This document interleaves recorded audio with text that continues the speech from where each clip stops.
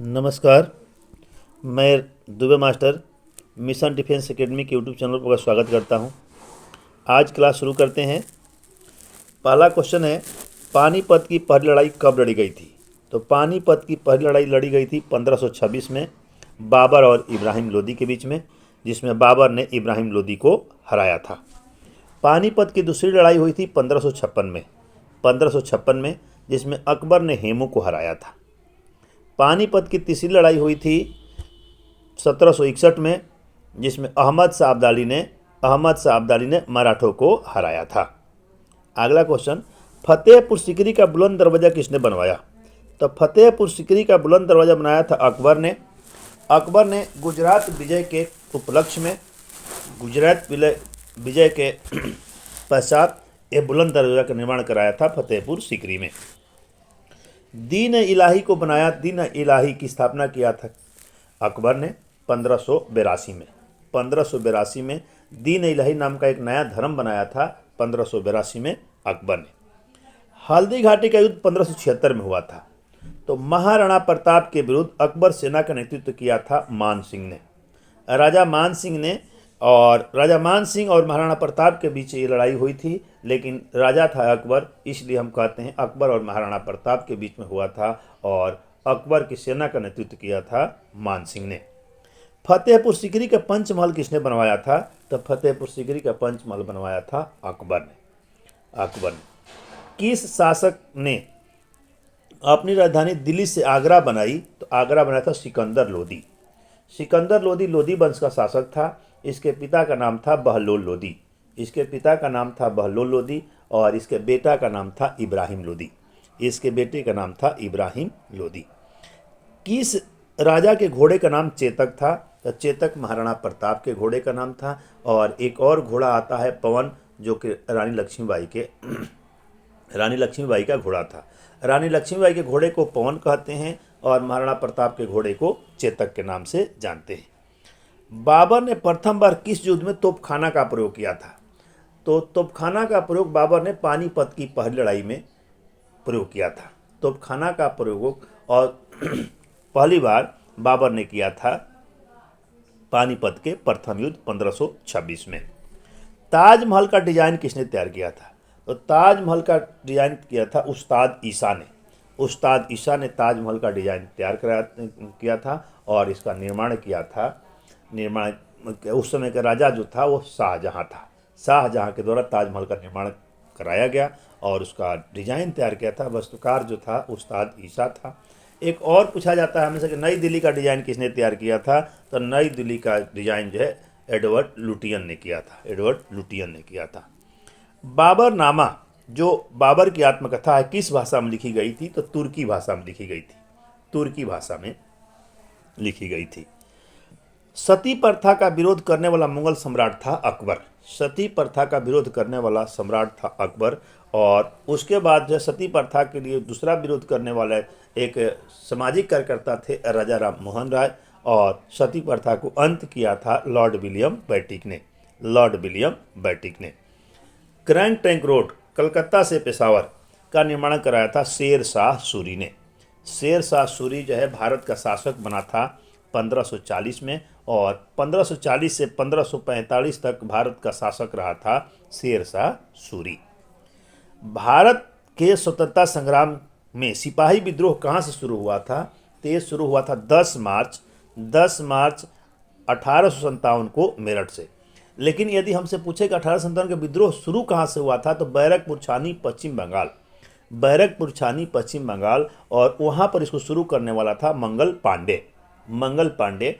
और यदि हमसे कहा था कि 10 मार्च 1857 की विद्रोह कहाँ से शुरू हुआ था, तो मेरठ से 10 मार्च को शुरू हुआ था, 10 मार्च 1857 को मेरठ से। महाराष्ट्र में गणेश उत्सव किसने व्यक्ति ने शुरू किया था? तो महाराष्ट्र में गणेश उत्सव और शिवाजी महोत्सव शुरू किए थे बाल गंगाधर तिलक। महात्मा गांधी को बापू की उपाधि किसने दिया था? तो सुभाष चंद्र बोस ने। बापू और राष्ट्रपिता की उपाधि, जिसको बापू राष्ट्रपिता कहते हैं, सुभाष चंद्र बोस ने। और महात्मा की उपाधि दिया था रविंद्रनाथ टैगोर ने। मोहनदास को महात्मा की उपाधि दिया था रविंद्रनाथ टैगोर ने। काकोरी डकैती घटना काकोरी की घटना जो है, काकोरी पड़ता है उत्तर प्रदेश में, और इस 1925 में हुई थी। तो 1925 में इस घटना का नेतृत्व किया था राम प्रसाद बिस्मिल ने। आज़ाद हिंद फौज का दूसरे विश्व युद्ध में किसके विरुद्ध युद्ध किया था? तो इंग्लैंड के खिलाफ।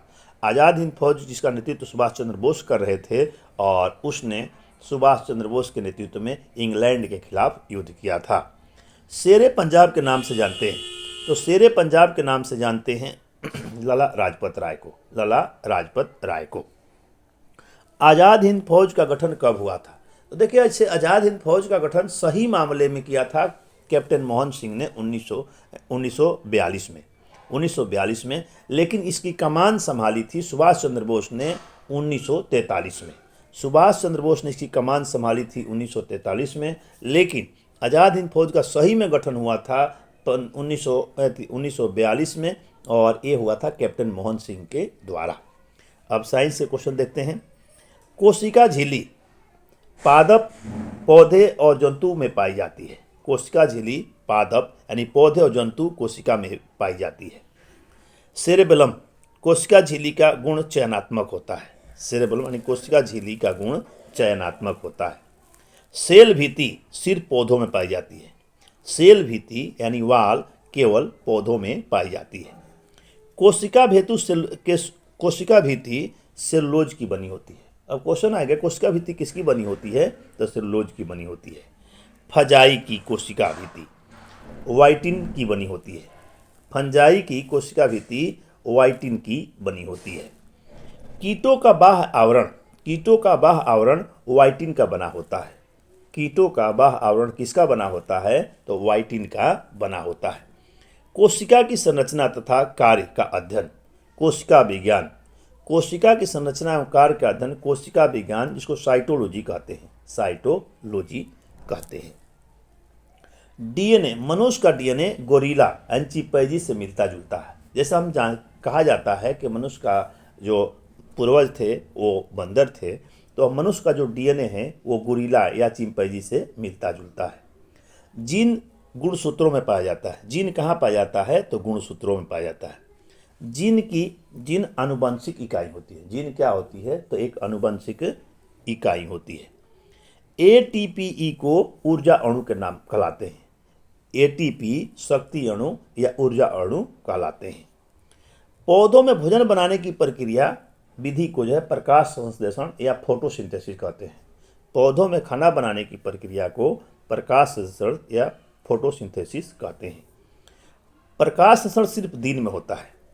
प्रकाश संश्लेषण के लिए सूर्य की रोशनी का होना जरूरी है, और ये दिन में ही होता है। प्रकाश संश्लेषण सिर्फ पत्तियों में होता है। पौधों में खाना बनाने का काम जो है पत्तियां करती है। पौधे CO2 लेते हैं और ऑक्सीजन छोड़ते हैं। पौधे दिन के टाइम में कार्बन डाइऑक्साइड लेते हैं तथा ऑक्सीजन छोड़ते हैं, और रात के समय जो है ऑक्सीजन लेते हैं और कार्बन डाइऑक्साइड छोड़ते हैं। पौधे दिन में कार्बन डाइऑक्साइड लेते हैं और ऑक्सीजन छोड़ते हैं, और रात में ऑक्सीजन लेते हैं और कार्बन डाइऑक्साइड छोड़ते हैं। सबसे ज़्यादा प्रकाश संश्लेषण लाल रंग में होता है। सबसे ज़्यादा प्रकाश संश्लेषण लाल रंग में होता है, और सबसे कम प्रकाश संश्लेषण बैंगनी रंग में होता है। सबसे कम प्रकाश संश्लेषण बैंगनी रंग में होता है। क्लोरोफिल में मैग्नीशियम होता है। टीबी के इलाज के लिए BCG बेसिलस कलमेटिम्यूरिन का टीका लगाया जाता है। टीबी के इलाज के लिए BCG का टीका लगाया जाता है। चेचक के टीके का आविष्कार एडवर्ड जेनर ने गाय की राद की सहायता से किया था। चेचक के टीके खोज किसने किया था? तो एडवर्ड जेनर ने किया था। आज क्लास समाप्त करते हैं, फिर मिलेंगे नेक्स्ट वीडियो में। जय हिंद, नमस्कार।